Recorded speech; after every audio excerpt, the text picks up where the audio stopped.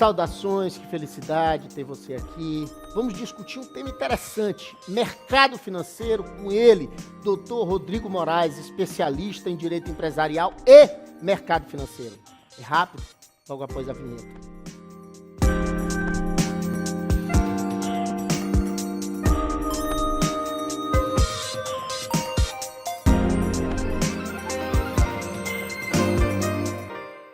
Saudações, que felicidade, mais uma vez, poder dialogar com você. E agora, aqui na presença do ilustre advogado, Dr. Rodrigo Moraes, especialista em direito empresarial.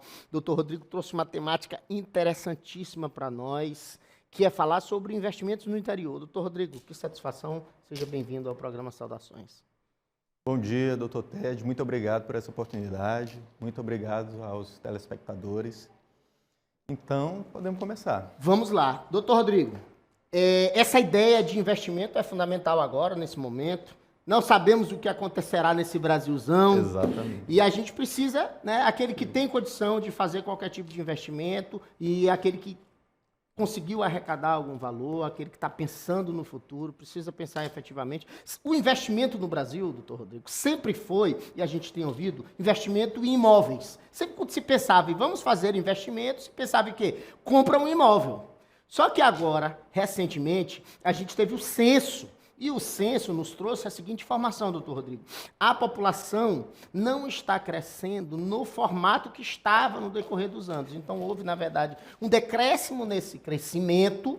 Então, efetivamente, a gente vai ter, possivelmente, é o que alguns analistas falam, uma possível crise no futuro com relação ao imobiliário. Então, uma outra fonte, uma outra forma de você colocar sua renda, seu investimento é a questão do mercado financeiro. Lembremos que o nosso querido e saudoso presidente Luiz Inácio diz que vai agora fazer a reconstrução, vai dar seguimento à construção de 180 milhões de casas no Brasil. Eu estou querendo saber que efetivamente teremos uma pessoa para cada casa, porque nós temos uma população de um pouco mais de 200 milhões, 180 milhões eles vão fazer, fora as que já existem, nós teremos aí 500 milhões de casa para 200 milhões de habitantes. É quase essa a matemática do nosso querido e saudoso presidente Luiz Inácio.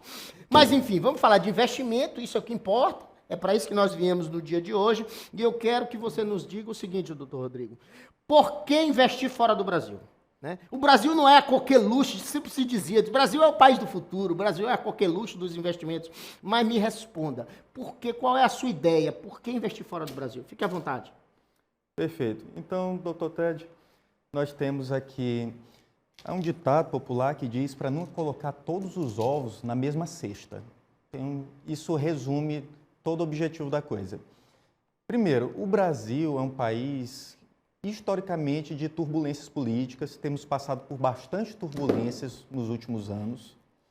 Essas turbulências, alguns dizem que vão continuar por mais algum tempo, alguns acham que vão melhorar, outras acham que vão piorar, mas de qualquer forma há um risco inerente.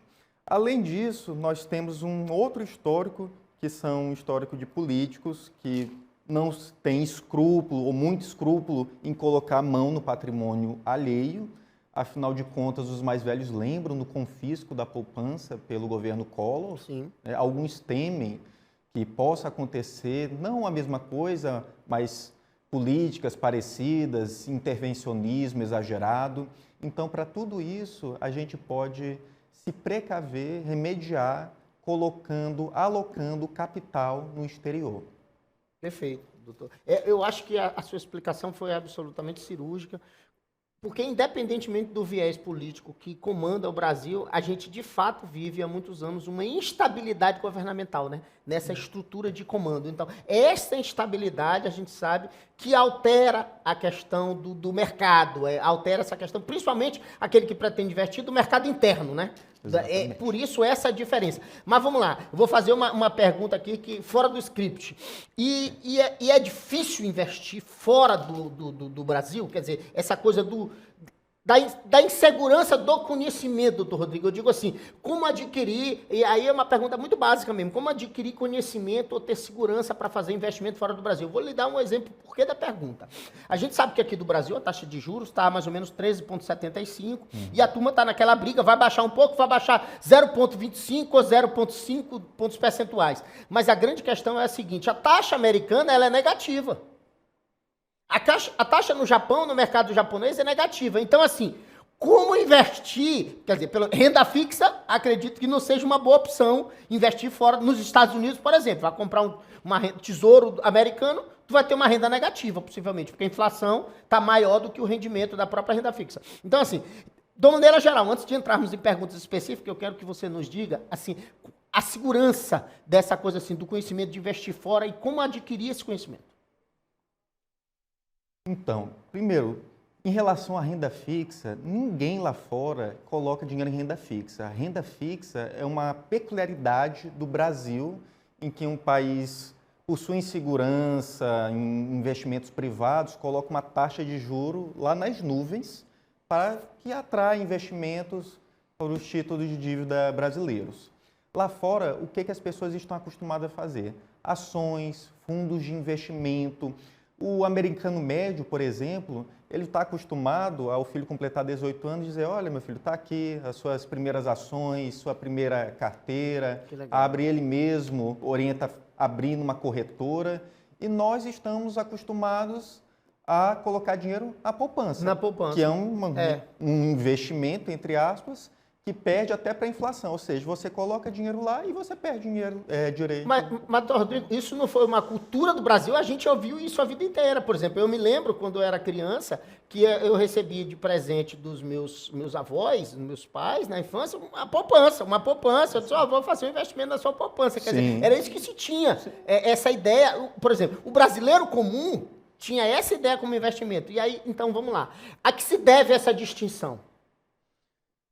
Bem, é uma pergunta capciosa, difícil. A primeira coisa que eu quero dizer é que não é culpa dos nossos avós, dos nossos pais. Eu acho que eles passaram o que eles podiam passar para a gente de melhor. Pronto. Né? É uma coisa do país instável, do país inseguro. Então, nesse cenário, coloca o dinheiro lá na poupança, que é um investimento que, como já foi até abordado aqui, a história provou que nem esse investimento é tão seguro assim. Sim, é verdade. No Brasil... Para o Brasil, né? Mas não tem como comparar também, querer dizer, vamos investir em ações. Não tem essa cultura. A dificuldade de saber investir em ações também não é um negócio fácil. E não tem empresas, não tem capital para que tivesse essa cultura. Aqui na Ibovespa, por exemplo, nós temos 500 empresas. Lá, só na Dow Jones, nos Estados Unidos, temos mais de 6 mil e tem a segunda separada que é a Nasdaq. A diferença é muito grande, né? É uma diferença imensa, né? Não tem como comparar. É porque, no final das contas, quem produz no Brasil é o Estado. Tudo é centralizado no Estado. Os Estados Unidos, não. Os Estados Unidos, a economia pujante. As empresas produzem o país. E, na verdade, de fato, quem produziu o país foram as empresas. Aqui a gente tem uma cultura estatista totalmente diferenciada, entendeu? Então, realmente, por isso é que a gente tem essa lógica de renda fixa. Né, de investir em renda fixa, é investir no Estado, é quem efetivamente produz. Mas, doutor Rodrigo, somente pessoas ricas, bem abastadas, é que fazem investimento no exterior? Isso é outro grande mito. Não é preciso ser rico, não é preciso ser milionário para investir. Por exemplo, só para pegar aqui a corretora mais famosa de todas, que é a Avenir, uma corretora norte-americana, mas que foi fundada por brasileiros, tá? Inclusive do banco BTG. Sim. Essa corretora, ela não cobra nenhuma taxa de abertura, não cobra taxas cestas, como os bancos daqui, por exemplo, cobram taxa específica para saques e para envio de cartão de crédito, que é o valor de R$ 34,90, inclusive. Não é jabá. Pronto. Mas é um valor bem menor do que os valores cobrados, por exemplo, nos bancos tradicionais, Exatamente. Banco do Brasil, por exemplo. Exatamente. Mas você vê por que eu citei o valor específico. É preciso ser rico para desembolsar esse valor? De jeito nenhum. Não tem valor mínimo para investimento. Claro que quanto mais capital você tiver, melhor será para você alocá-lo. Mas também, você com 100, 200, 300 reais, você pode começar a investir. Agora vamos lá. A outra pergunta fundamental.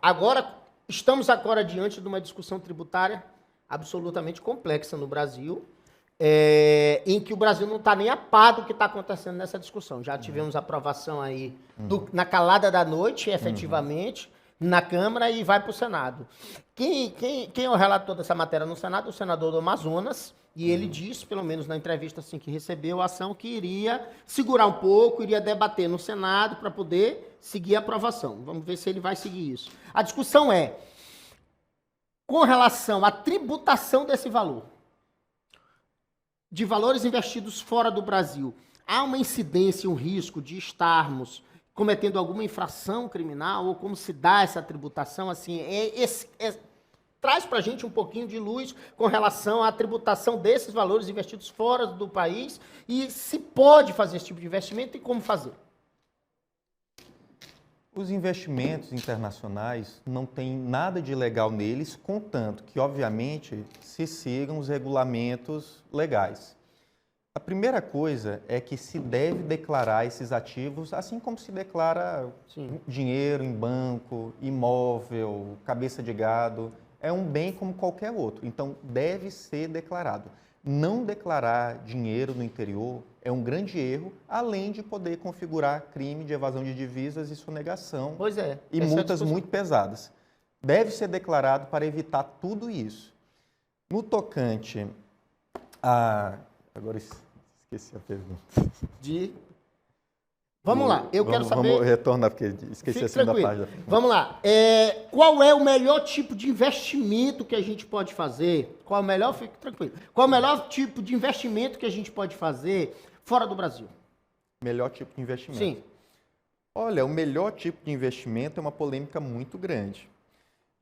Se você for pegar pelos gráficos, eles dizem que, estatisticamente, o melhor investimento que existe são em ações. Em ações, né? Nenhum investimento traz um retorno sequer parecido com ações. Tu está falando enquanto quantidade de rendimento, valor. Exatamente. Agregado, né? Exatamente. E o risco de fazer... Eu vou lhe dar trazer aqui para uma proximidade maior. Lembra daquele filme, como é o nome? O Lobo de Wall Street. Sim. Do Leonardo DiCaprio. Ele faz a venda em um determinado momento, no começo do filme, que ele no começo do filme, que ele vai para aquela corretora mais simples, quando ele sai daquela grande corretora, e aí ele começa a vender uma empresa, ele diz assim, essa vai ser a grande empresa que está trabalhando tecnologia e tal, e é um boom. Aí depois o cara mostra uma foto da empresa, é apenas um galpãozinho, uma janela, aquilo outro. A discussão é como escolher uma ação à venda. Vou te trazer um outro exemplo. Ah, mas aí você vai estudar os gráficos econômicos e tal, e etc. Porra, massa. E Americanas? E o efeito Americanas no Brasil? Porque aí tu tens Americanas, tu tens Ambev, que já está entrando na mesma luta, já há suspiros de que a Magazine Luiza está no mesmo caminho, e aí tu já tem uma série de outras empresas que já se ligou-se o alerta com relação à questão da fraude na contabilidade e efetivamente dessas... E aí isso vai dar um impacto direto nas ações. Quem investiu em Americana está lascado. Então, por exemplo, aí eu lhe pergunto uma coisa. Aí você pode me responder, não, Ted, mas esse tipo de investimento só é arriscado se tu faz um investimento no Brasil, para o Brasil. Se tu faz esse mesmo investimento, porque aí, por exemplo, a gente viu a questão da JBL, que fizera grandes investimentos aqui, só que estava envolvido em fraudes e corrupção. Ela teve uma baixa nas suas ações muito grande no Brasil, só que lá nos Estados Unidos, aqueles que tinham ações na JBL foram indenizados. Aqui não. Nos Estados Unidos foram indenizados. Então eu quero que você explique por que dessa distinção e, efetivamente, se existem esses dois mundos. Por exemplo, eu vou investir na JBR, que é uma empresa, agora está bombando, está voltando agora, segundo a autorização do presidente Luiz Inácio, vai voltar a negociar com o Brasil, com o Estado brasileiro, fazer obras públicas e etc. Então, assim, eu quero investir na JBL, que é a segunda ou terceira maior empresa do setor no mundo. Eu invisto não no Brasil, lá nos Estados Unidos, então é essa dúvida eu queria que você esclarecesse para nós. Perfeito. Então, primeiramente, eu quero pontuar que esse investimento é um investimento de risco, no sentido de que... Ações, né? Ações. Não é um investimento garantido, não é um investimento que sempre vai render e você não vai perder nunca. Né? Não posso falar. Tem a história dos ovos aí que você disse no começo da conversa, né? Tem a história dos ovos. Aí você me traz essa questão da Americanas, da Ambev. Isso é uma coisa que pode acontecer. Agora, o que eu recomendo, e a maioria dos especialistas recomendam, invista em grandes empresas sólidas, Apple, Microsoft, Sim. a chinesa Alibaba, a Amazon. São empresas que passam por vieses? Passam. Agora, você consegue imaginar uma empresa dessas quebrando? Ela pode quebrar. Agora vai arrastar meio mundo de gente junto. Vai ser uma crise imensa. Então, diferentemente das empresas brasileiras, até mesmo por ter um peso muito menor no mercado, as empresas americanas e empresas chinesas também, algumas empresas europeias, elas têm uma solidez muito maior. Gostei muito também que o doutor pontuou sobre a questão da indenização. Existe uma lei americana, a Foreign Corrupt Act, que ela prescreve que fraude na contabilidade, que é o que normalmente dá esse prejuízo, foi o que deu esse prejuízo bilionário na Americanas. Sim. Fraudes contábeis geram direito à indenização. Então, por isso que até mesmo o caso da Petrobras teve vários... O caso da Petrobras, pronto, bem lembrado. Exatamente. Teve vários acionistas americanos que eles foram indenizados.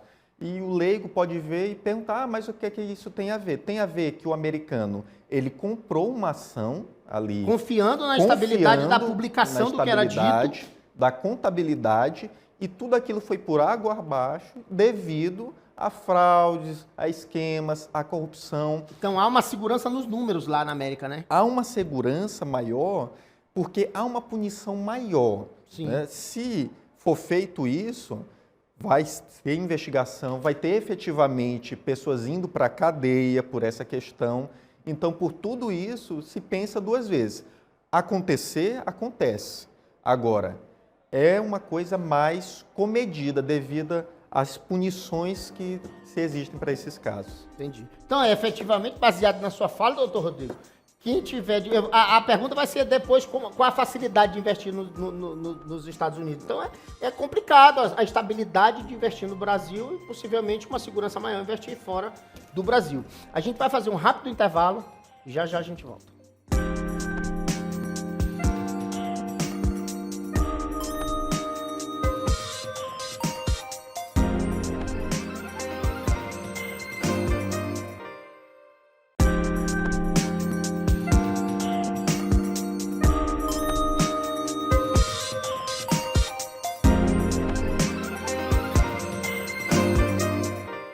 Saudações, estamos de volta aqui aprendendo um pouco mais sobre o mercado financeiro, dando dor de cabeça para o doutor Rodrigo aqui, perguntas capciosíssimas. Doutor Rodrigo, continuando a nossa discussão, efetivamente me esclareça. A conclusão que tem é que, para mim, é muito mais vantajoso investir em ações fora do Brasil. Em ações. Principalmente por conta da segurança jurídica aí. O Brasil não possui, eu sei que o Brasil possui uma cláusula, uma espécie de garantia de, parece que, qual o valor? 100 mil reais? 250 mil. 250 mil reais. Vamos lá. Qual é a diferença dessa garantia para a garantia americana com relação à fraude? As pessoas, por exemplo, que tiveram queda no seu patrimônio por conta de investimentos na Americana, aí, especificamente usando a Americana, mas serve para todos os outros, serve para a Petrobras, etc., naquele momento, elas seriam, então, compensadas com esse seguro de 250 mil ou não? Não se aplica a esse caso? Explica para a gente um pouquinho. Perfeito. O fundo citado pelo Dr. Ted é o Fundo Garantidor de Crédito, valor de 250 mil, e esse fundo, ele é feito, tem todos os bancos, feito esse fundo para garantir quebras de banco, alguns investimentos, algumas letras de crédito são garantidas por esse fundo. Esse fundo não abarca investimentos internacionais, não abarca essas ações. Agora, não deixa de ser uma desvantagem, sem dúvida. É importante salientar, no entanto, o seguinte: há muito tempo não há uma necessidade desse fundo, uma quebra grande de banco, quebra grande, coisa, né? E até mesmo devido a essa necessidade, a esse dispêndio de tempo, esse lapso temporal grande que não é usado, Não se sabe ao certo como seria esse procedimento, quanto tempo demoraria numa quebra grande para todo mundo ser ressarcido.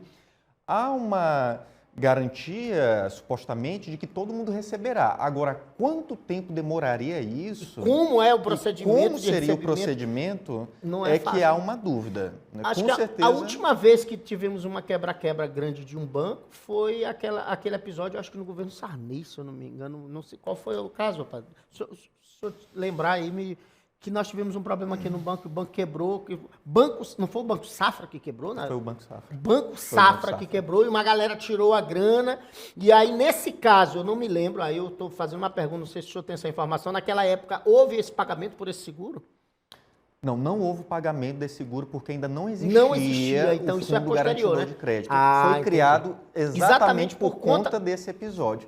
As pessoas Perfeito. estão até hoje correndo na justiça atrás de indenização por esse Até episódio. hoje estão brigando. Então, Até vamos hoje. lá. Vamos fazer uma espécie de apoio à comunidade brasileira. Não invista no Brasil, porque não há segurança jurídica alguma de investir nesse país, instável, efetivamente. Se você for investir em ações, invista fora. E, efetivamente, eu não sei até que ponto é vantajoso investir no seguro, no Tesouro Direto, por conta dessa estabilidade que se vive no Brasil, mas efetivamente esse valor é garantido, é pago, esse valor de 3,75%, por exemplo, dos juros da renda fixa? O valor da renda fixa é pago, efetivamente, depois da incidência de todos os impostos, obviamente. Que dá uma baixa, no final vai dar 8%, Que alguma no coisa final assim. vai dar 8 e pouco. Ano. Ano. Não se compara com ações, efetivamente. Não se compara com ações. O que eu diria, não tem problema investir em fundo de renda fixa. O problema é você só investir nisso. E aí eu volto de novo para a questão de colocar todos os ovos na mesma cesta. Você pode alocar um capital aqui, na renda fixa, pode alocar outro capital em imóveis, pode alocar um capital em investimento estrangeiro, não há problema nisso. Essa é a ideia de quem investe em dinheiro mesmo, fazer essa Exatamente. diversificação do capital, né? Diversificação. Efetiva. Doutor Rodrigo, a dificuldade de abrir uma conta fora, você falou que já existe uma empresa de brasileiros que já tem esse mercado, que o sujeito vai ter que declarar, que tu tem um universo muito mais seguro e melhor e mais vantajoso investimento em ações fora do Brasil. Agora, como abrir essa conta? Qual é o processo burocrático? É difícil a pessoa abrir uma conta efetivamente fora do Brasil? Doutor Ted, nós que estamos acostumados com a imensa burocracia brasileira, nós ficamos até assustados com a facilidade. Não, abrir uma conta efetivamente no Banco do Brasil é dificuldade. Não, e abrir uma sociedade limitada, nem se comercial. Então, para você abrir uma conta dessas, primeiro o procedimento todo é pela internet.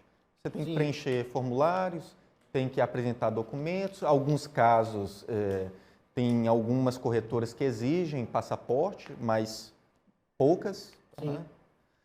E depois disso, a maioria dessas contas, dessas corretoras tem uma conta, pelo menos uma modalidade delas, que é gratuita, a abertura. Sim. Mas, doutor Ted...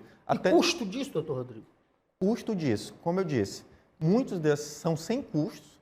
Agora, até para você abrir uma empresa fora, chamadas offshore, até isso você pode fazer pela internet. E custos, nesse caso, são $2, $3 mil e é assustadoramente fácil para quem está acostumado com a realidade brasileira. Claro que é uma coisa que você vai precisar de um profissional ainda, para não cometer nenhum erro, mas não é nenhum bicho de 7 cabeças, com certeza.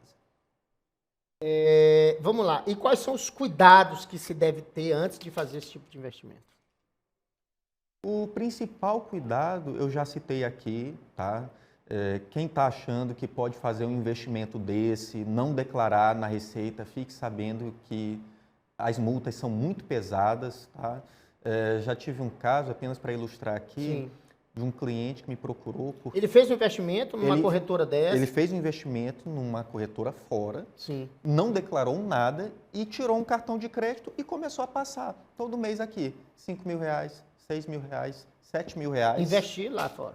O dinheiro estava lá fora, mas ele estava gastando aqui dentro, passando esse cartão Então aqui ele no pega supermercado. o dinheiro, transfere para essa conta internacional e Isso. começou a usar o cartão. O dinheiro, ele já foi apurado, nem andou pelo Brasil, ele foi apurado todo no exterior.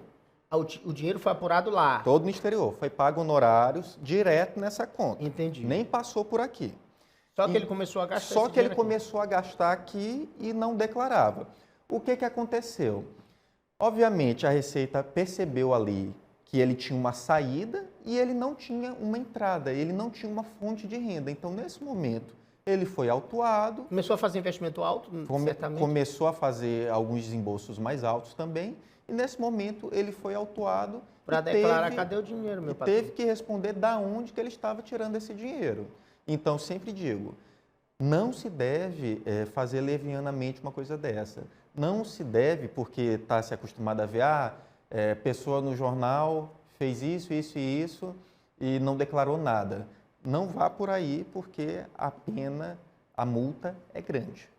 Vem cá, você trouxe um caso, que é um caso, eu acho assim, mais incomum para nós, que é o sujeito, pelo que você me disse, é o sujeito que ele conseguiu essa renda fora. Um pagamento que veio fora. Agora, eu quero trazer para um exemplo mais comum. Nosso, o sujeito aqui, brasileiro, não tem nenhuma renda fora, no exterior, a receber, só que ele aqui começa a adquirir um patrimônio, pequeno patrimônio, seja porque ele quer fazer um investimento, ele vende um imóvel que ele tem, efetivamente, ou por qualquer outro motivo, ele adquiriu uma renda e ele pensou, poxa, eu não vou investir no mercado financeiro brasileiro, eu vou investir numa corretora internacional. Ele pega o dinheiro dele e desloca esse valor para a corretora internacional. Começa a mexer com ações. Essa que é a questão. E aí, como é que fica essa questão da tributação com relação a isso? Como é que fica a segurança disso? O risco dele fazer esse tipo de coisa? Porque, efetivamente, ele vai fazer um investimento, ainda mais quando é um pequeno investidor, ele vai fazer um investimento, começa a aprender, um investimento mais modesto, e possivelmente ele pode precisar desse dinheiro. Sim. E aí ele vai fazer a mesma ação que esse outro cliente fez, que é tirar o dinheiro para usar aqui, às vezes para comprar um carro, imagine, ou uma casa, ou fazer esse tipo de investimento. E aí, como é que fica esse risco? Porque, no geral, o cara não vai, às vezes, não declara esse tipo de valor. Sim. Como eu falo, aqui nós temos o limite para você sair com dinheiro vivo do país, até $5.000, se não me falha a memória. Sim. E para você mandar, fazer a remessa para o exterior, a mesma coisa. Você tem que estar declarando aquilo Naquela ali. continha. Se for menor do que $5.000, não precisa declarar? Se não me falha a memória, doutor. Pronto. Então, acima Mas aí disso... deve ser, é ano, né, doutor? $5.000 ano. É $5.000 ano. $5.000 ano.